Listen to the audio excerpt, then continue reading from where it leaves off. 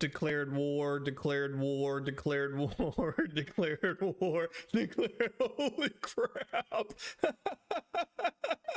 So many.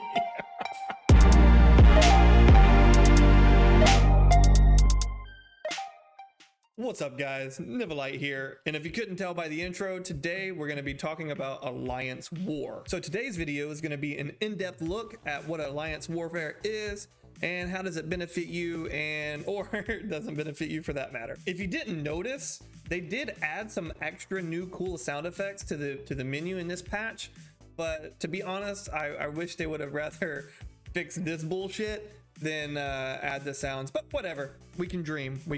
Now, looking at the Alliance Warfare, you're gonna have to go to the Battalion Warfare menu, and Alliance War is right there in the far right corner. Alliance War was just introduced today, so not a lot is known about it. So if you were hoping this was gonna be like a free-for-all for everybody in the server, and all the alliances are gonna get benefits and buffs and stuff like that, sorry to disappoint you guys, but this is not the mode for that. Only the top 16 guilds are gonna be allowed to participate in the Alliance War, which is a move that I don't really understand, because this is yet another mode, another part of the game that locks out 90% of the players from participating in it.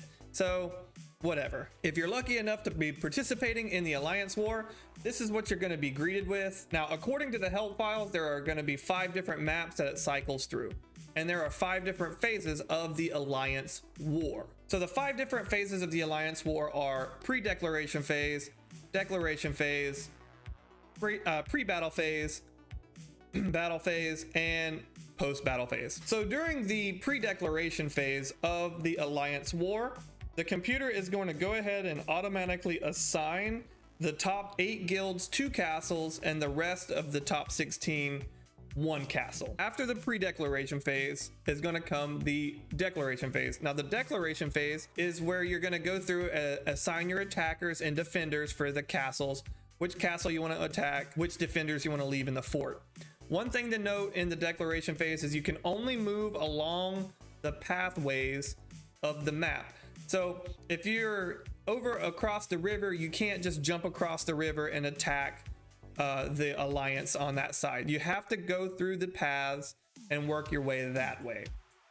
Another note for the declaration phase is once somebody is declared, you cannot declare them to do something else. So 1 platoon per declaration per day. Also, if you leave an alliance, you're going to be locked out of Alliance Warfare for that day. After declaration comes the pre-battle phase. And the pre-battle phase is when the computer is going to lock in all of the declarations and get ready for the battle phase. Once the battle phase comes through, it's going to simulate all the attacks and defending forts and castles and declare winners. And the post-battle phase is when it's going to divvy up all the wins and release rewards according to how much castles your alliance has. Now, this is going to be like a daily thing pretty much.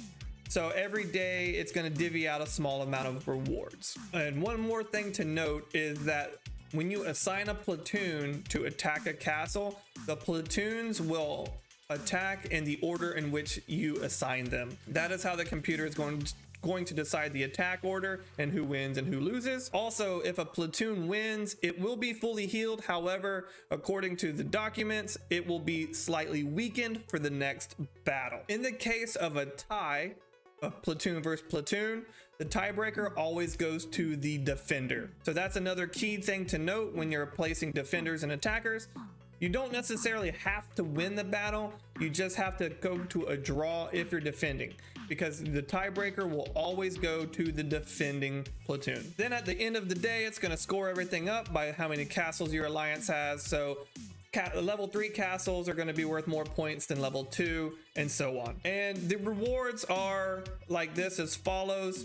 You get looks like about 4 limit break potions for level 3 castles, and then it's 2, I think, for level 2s and 1 for level 1. So yeah, 1 for level 1 there. And let's find a level 2 castle.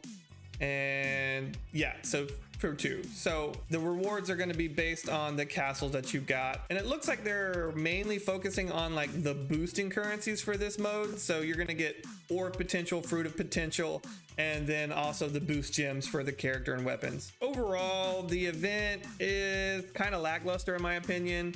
I don't like that it's kind of become the rich get rich and the poor get poor sort of thing.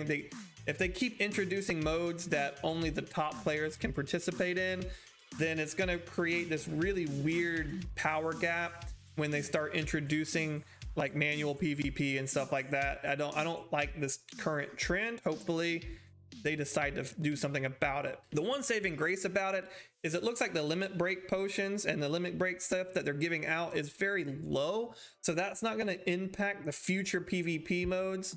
So I think that's a good thing. As long as they keep the limit break side of the Alliance War down, it's not going to affect the balance of future PvP. But that said, why have it if it's practically useless? But that's just my opinion. You might not share the opinion. Let me know in the comments down below what you guys are thinking about the Alliance War. In my opinion, I think it's a little bit lackluster, but hey, you know, it's something new to do and it's an everyday thing. So if you like this video, consider subscribing to the channel, and I'll see you guys next time.